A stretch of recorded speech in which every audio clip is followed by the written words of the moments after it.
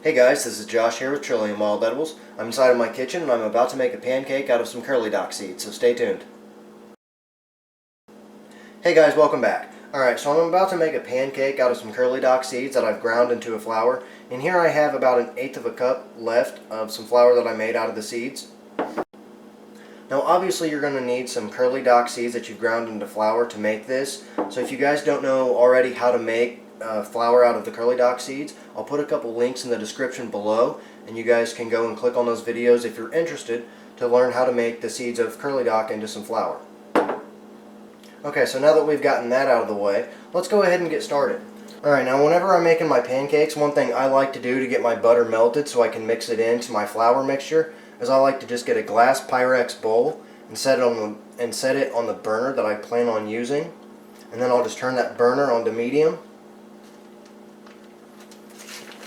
And then at that point, I'll just cut myself a tablespoon, approximately, of butter into the bowl. And that'll get it nice and melted for me. And while the butter in our bowl is melting, it's a good idea to just cut yourself some butter right into your skillet so that way it's ready when our pancake dough is done. Okay, at this point our butter is now melted. So what we want to do is we just want to go ahead and measure ourselves out 1/8 of a cup, which I already know this is 1/8 of a cup, but I'm going to put it in the measuring cup just for video's sake. And here you can see we've got around 1/8 of a cup of curly dock seed flour. So we're just going to take this and we're going to dump it right into our bowl of butter. Sorry about that, I forgot I zoomed the camera back. And in this jar I just have some organic whole spelt flour, and of that we're going to just get ourselves an approximate 1/4 cup.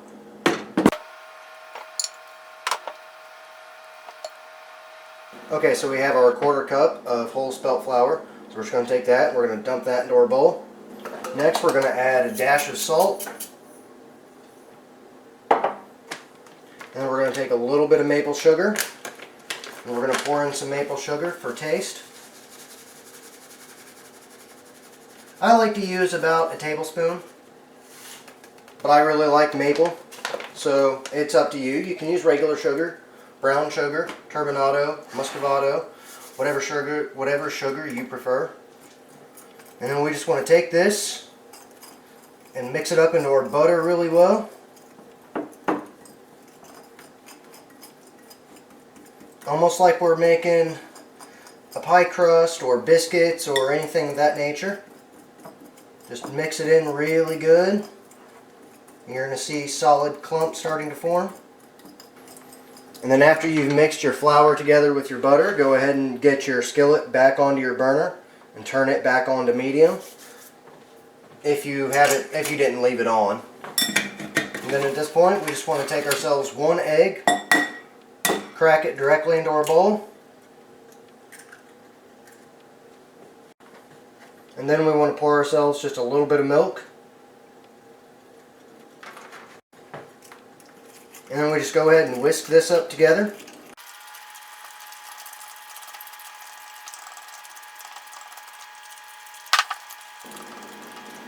Okay, so we've got our butter melted nice and hot.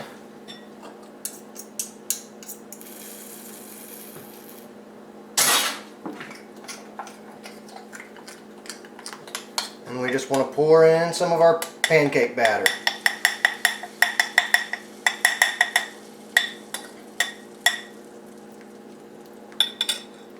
Alright, there's one little pancake on its way. You guys can see the color. Really nice, dark brown, almost purple. But I'm going to let this cook up and then I'll get back to you. Okay, you can see our pancake is starting to cook rather well now. It's almost ready to flip. Here in just maybe a few more seconds.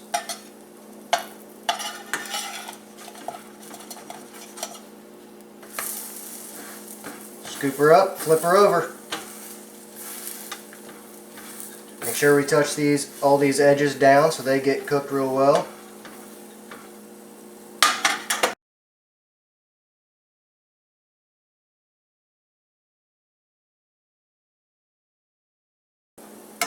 You see this looks, for the most part, like a normal pancake.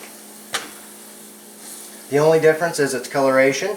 It's darker, it's got a lot of brown, and by the time it cooks, you'll actually see this purple hue coming out.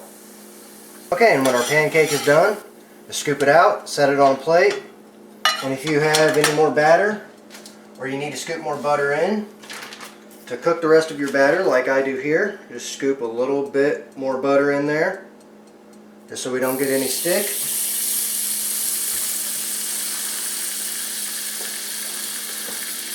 And then go ahead and cook up the next one like we did the first one.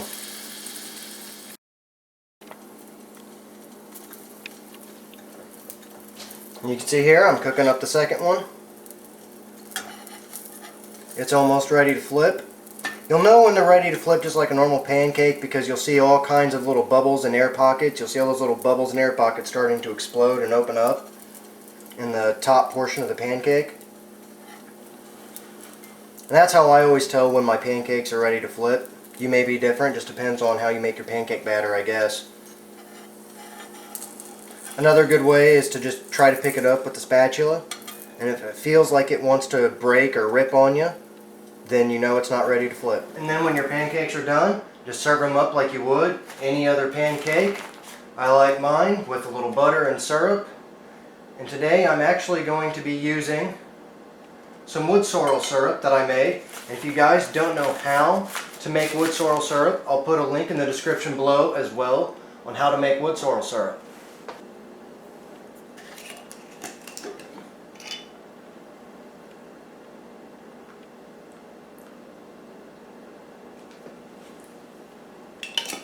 So I thank you guys for watching this video and I hope you enjoyed it.